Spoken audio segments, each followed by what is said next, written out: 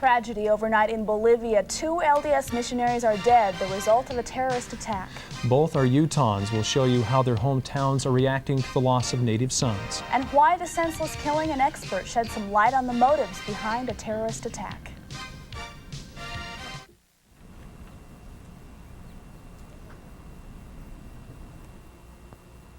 Grief has set in tonight in 2 Utah towns and throughout the LDS Church. Flags in Wellington are at half staff. Residents of a tiny town of Wanship are in the somber mood. Like shockwaves, news has spread on the airwaves and through the wards and stakes that 2 LDS missionaries have been assassinated. A sadness. We've lost someone whom we care about, but also understanding who they are. And I feel there's a real reverence in the community. First they said that there were 2 elders from Utah that were shot. And I thought, well, there's a lot of missionaries out from Utah. And then they said Bolivia, and then I thought, oh. And then they said Jeff, Brent Ball, and just a lump came in my throat. The attack occurred at approximately 10:20 last night as the 2 missionaries were returning to their apartment in La Paz. Good evening, I'm Brett Richens. And I'm Janie Clayson. Elder Jeffrey Brent Ball of Colville, Utah, and Elder Todd Ray Wilson of Wellington, Utah, were both 20 years old. Terrorists reportedly driving a small yellow car sprayed bullets from a 9mm machine gun at the elders as they entered their home. 2 other missionaries living in the same apartment apparently rushed out to their aid, but it was too late. This morning, KByu News talked with the LDS Mission President in La Paz.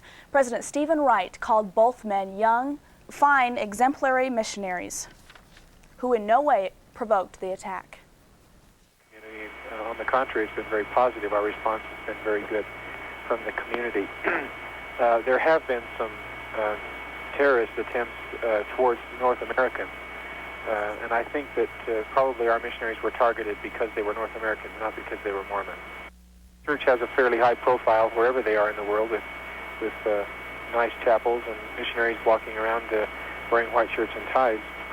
They become very visible, and I think they were targeted because of that, not because they represented the church particularly. To our national elections President on the Wright 7th was of notified May, and they of were the very shooting by quiet another. and peaceful, and we had not anticipated any kind of unrest at all. So this attack has come as a total surprise to both the community and the church. President Wright was notified of the shooting by another missionary who lives in the apartment and immediately went to the scene. One of the elders died immediately and the other died between 10 and 15 minutes later on the way to the hospital. Church officials say the 2 elders are the first Mormons ever killed by terrorists. The Fall Zarate Wilka group is claiming responsibility for the assassinations. The group left messages with the La Paz newspapers saying, quote, "The violation of our national sovereignty cannot be unpunished. The Yankee intruders who come to massacre our peasant brothers are warned the same as their internal lackeys. Our hate is implacable and our war is until death." This terrorist group is the same organization that set off an explosion aimed at killing Secretary of State George Shultz last year. Elder Ball arrived at the La Paz Bolivian mission last June. Elder Wilson arrived in July.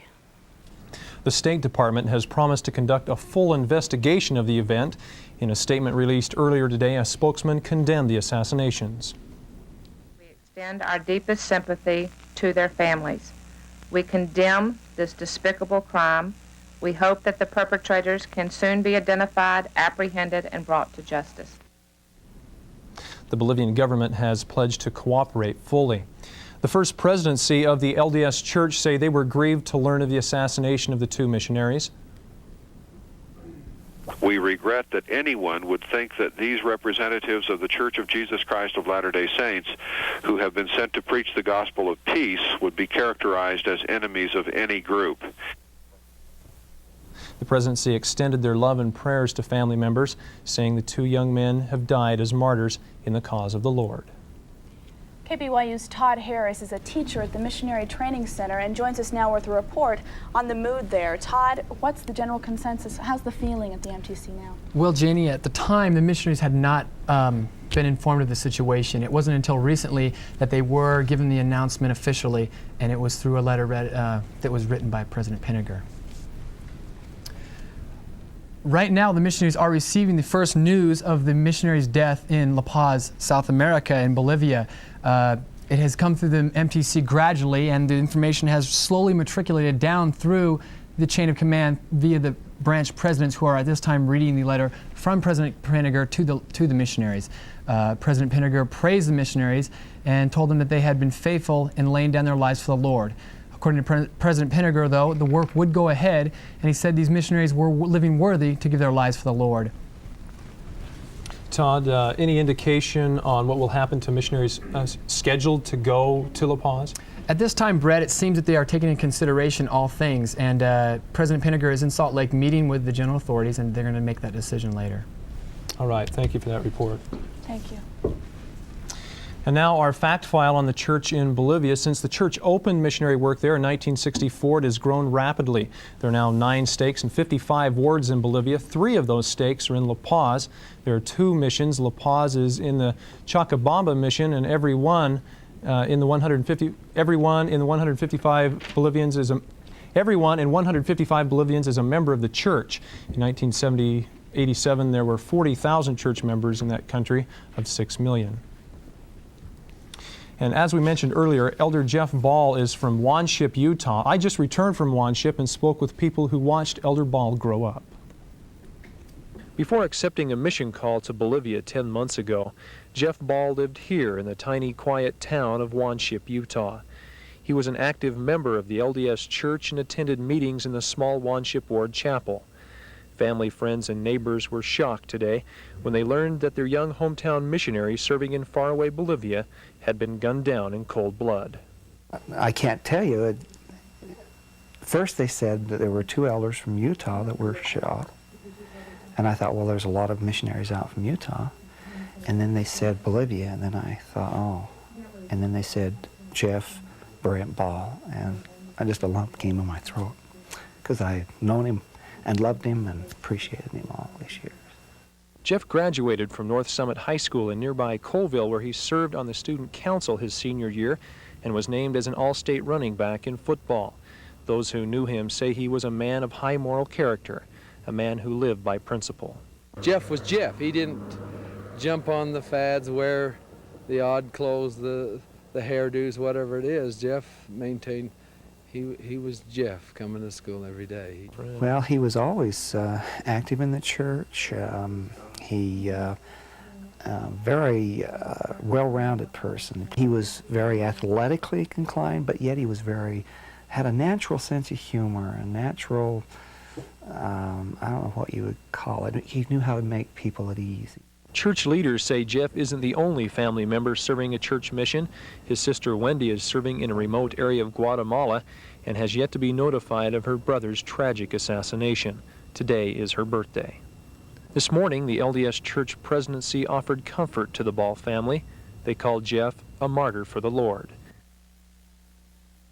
Brett, you're from that area. His sister's on a mission, is that correct? Yeah, it is. Why hasn't she been notified of this yet? Well, apparently she's serving in a jungle area in Guatemala, and it just takes 12, 13 hours to drive there, and so she as yet has not been notified.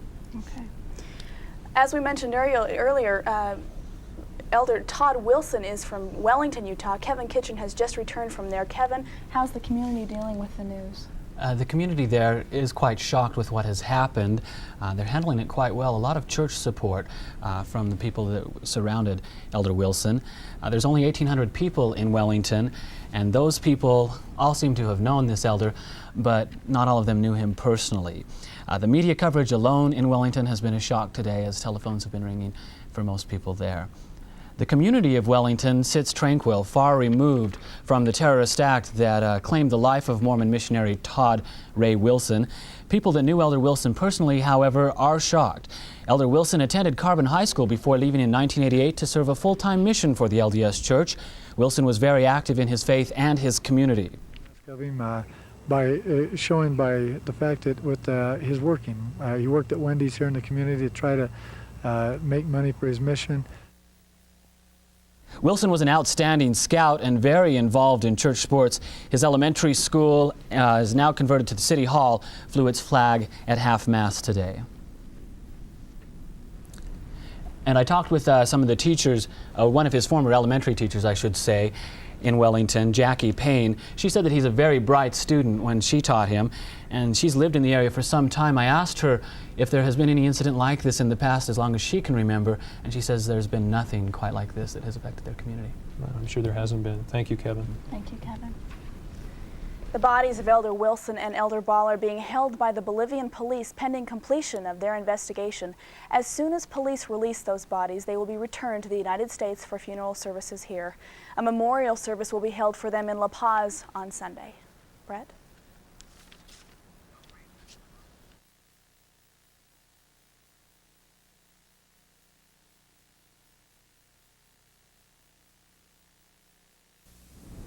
President Stephen Wright of the Bolivia La Paz mission says a peaceful national election was held May 7th. He says there was no political unrest during the elections that would have stimulated any terrorist activity. Wright says the attack came as a total surprise to the community of La Paz. Questions are being raised as to why terrorists would target two young men. BYU political science professor Carl Yeager gives a possible motive for the group's actions.